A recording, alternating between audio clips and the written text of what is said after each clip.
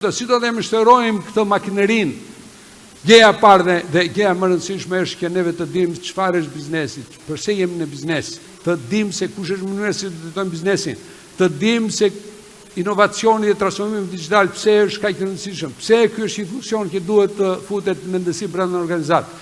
Pse marketingu ekziston brenda në organizatë, pse funksionon marketingu, sepse marketingu është burimi i përndërtuar brandet të klasës botërore. Nëse ne duam të kemi një kompani të klasës botërore, duhet të kemi brandet të klasës botërore. Kompanitë të cilat krijojnë brande të mëdha janë kompanitë të cilat kanë mundësi të rezistojnë kompanive globale.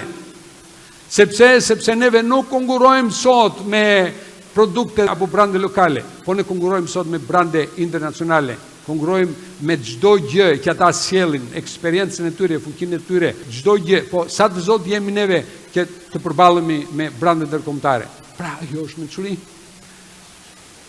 Shitja, optimizimi, sa të zot jemi ta dim, ta kuptojmë shitjen, pse duhet kërkojmë mjetet e duar për të optimizuar ato dhe në mënyrë të vazhdueshme. Pse duhet njohim financat dhe analizat ekonomike, financiare, juridike. Pse janë të rëndësishme? Pse prodhimi është rëndësishëm? Pse do të shikojmë se operimi i shkëlqyer bën të mundur në fjalë që të krijosh vlerë në zgjirin derisa të shkojë tek konsumatori dhe të klienti.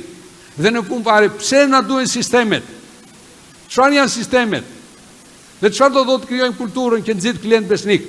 Ne duhet jemi mjeshtër. Ne s'mund të jemi mjeshtër në të gjitha këto funksione, po në një gjë duhet jemi mjeshtër dhe nuk mund ta delegojmë atë. Në një gjë, te boshti, ne jemi boshti që bën të mundur që kompania të ecë përpara. Të qartësosh veten për çdo gjë, qartësosh veten për kulturën, për filozofinë, për mjetet, për operimin, për filozofinë, mendësinë, të qartësosh veten kush je ti.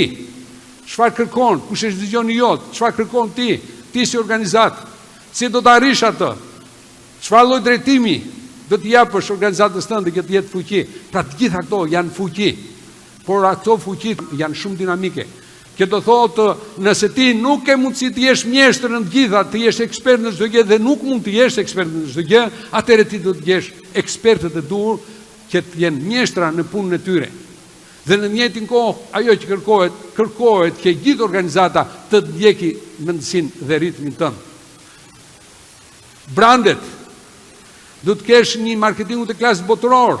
Ti mund mos jesh ekspert, por ama ti do kuptosh marketingu dhe brandin. Ti mund mos jesh ekspert në shitje, apo mënyrën se si mund të optimizosh mjetet e saj, por ti do ta kuptosh shitjen. Nëse ti je në biznes dhe nuk e kupton shitjen, ose nuk e do shitjen, më vjen keq, por do vuash shumë. Dashuroje. Nëse do në një farë mënyrë dhe thua që nuk pëlqen, dashuroje. Financa dhe analiza, dikush më tha që shko Vasil, por unë nuk e pëlqej shumë financën. Nuk e, a do të jesh në biznes? Nuk e tjetër alternativë? Do ta mësosh. Por ti nuk mund të bësh ekspert sepse do marrësh dikoj që i cili është ekspert. Do më thotë dikush Vasil tani e kuptova, do marrim dikoj që i cili është ekspert, i cili do të jetë brenda në skuadrën tonë dhe do të ketë mundësi që këtë funksion ta bëjë në rregull, por dikush më thotë shikoj Vasil, sa po fillova biznesin, s'ka mundësi që të kem edhe departament finance, edhe departament marketingu, edhe operimi. Opa, i thotë, dakor, i thotë, e kuptova.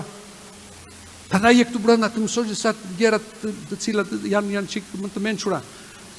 Atëherë, gjej një studio finance, gjej një studio ligjore. Mos, që do të kushtoj shumë të kesh një departament vetë. Do më thotë dikush, po s'kam departament IT-s, po gjej një kompani tjetër të japi të shërbim, të kushton më pak. Nëse ne duam që të mjeshtrojmë biznesin, nëse duam që kjo makineria të prodhojë dhe ne të marrim maksimumin e kënaqësisë, është që neve duhet të shikojmë gjitha këto funksione. Sepse arrin që një funksion të mos jetë në rregull dhe të gjithë rezultati i kompanisë është barabartë me funksionin më të dobët. Pra është si puna e zinxhirit. Arrin që një funksion, nëse të gjitha funksionet këtu, të cilën janë fuqi, nxjerrin fuqi për të cilë rezultati. Arrin që ti marketingu ta kesh 5, pavarësisht gjitha të tjera ti kesh 10 dhe ti do marrësh 5. Ti kërkon 10, nëse do 10, do ta mishterosh edhe atë. Do të thotë të jesh njerëz të duhur, të cilët janë ekspert, janë mjeshtra, por varet nga tyja. Mos e dërgo gishtin diku tjetër. Nëse ajo nuk funksionon, do thotë dy gjëra. Ose ti ke njerëz të gabuar brenda në organizatën tënde, se ti nuk je njeriu i duhur për të menaxhuar biznesin. Shikoje të vetja. Edhe njerëzit e gabuar kanë ardhur sepse ti i ke sjell brenda. Pra, është shumë e rëndësishme që ne të kuptojmë gjën e parë dhe më të rëndësishme qartësia dhe trajtimi. Neve duhet bëjmë pyetje vazhdimisht vetes, pse jemi në biznes? Çfarë është biznesi? Pse qartësia është shumë e rëndësishme? Pse qartësia është e rëndësishme? Sepse qartësia çliron energji, liri, besim, rrit përgjegjshmërinë, qartësia. Domethënë po si vasi rrit përgjegjshmërinë sepse ti nëse shton një urinë dhe nëse i ndërgjegjson njerëzit bëhen më të përgjegjshëm.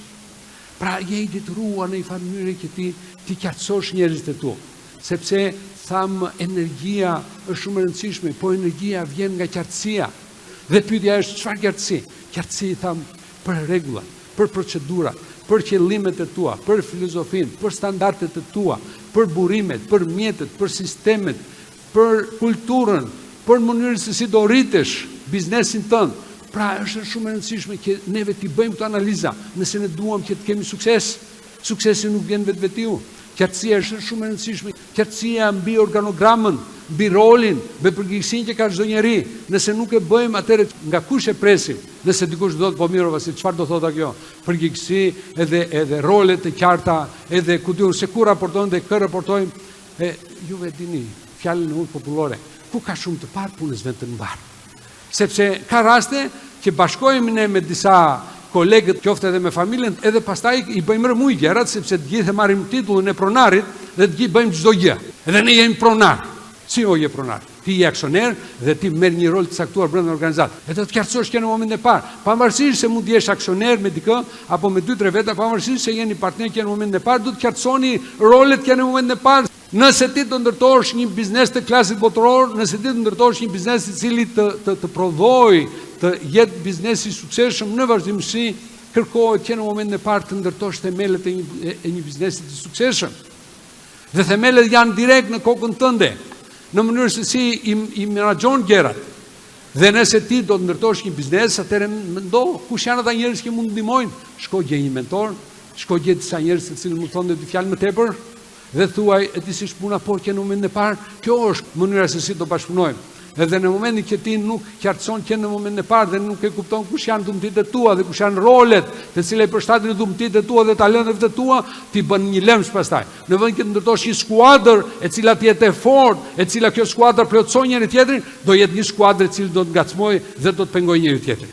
Pra është shumë e rëndësishme që ta qartësojmë veten tonë që në momentin e parë, sepse nëse ti nuk ke qartësi, nëse ti nuk ke rregulla, nëse ti nuk ke parime, që në momentin e parë të fillosh të shkruash për ditë nga një parim, nga një rregull, nga një procedurë, atëre çdo punonjës pastaj do bëj sipas kefit të vet. Nëse je një skuadër vogël, ata do shohin se si mendon ti.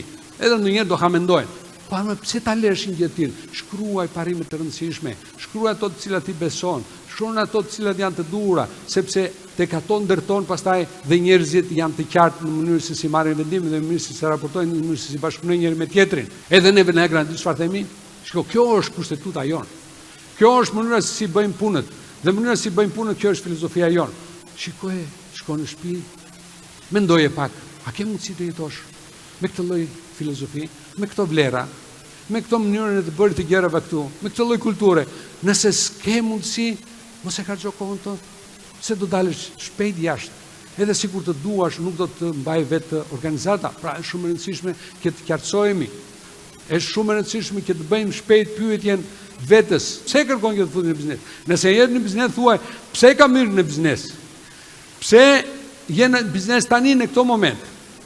Dikush më thotë, o Vasile, e kuptova më fjalë po arsye pse jam futur në biznes, se është për më shumë liri, më shumë kënaqësi, më shumë të ardhura, më shumë përmbushje, të kem ndikim pozitiv, të bëj krenar familjen time, për arsye të mira, shumë bukur, por ki kujdes. Ato janë pse ke hyrë në biznes, pse je sot në biznes të ri. Bëje pyetjen vetes tënde, sepse ajo pseja mund të ketë ndryshuar. Nëse ajo pseja nuk është e fortë, rezultatet në vazhdimsi do jenë të dobta. Nëse ne nuk dim se çfarë duam, nëse nuk dim pse në arsye dhe nuk kemi të hapur për të mësuar se si mund t'i bëjmë ato të cilat kemi dëshirë që të arrijmë, atëherë edhe Zoti vetë s'ka ç'na bëj.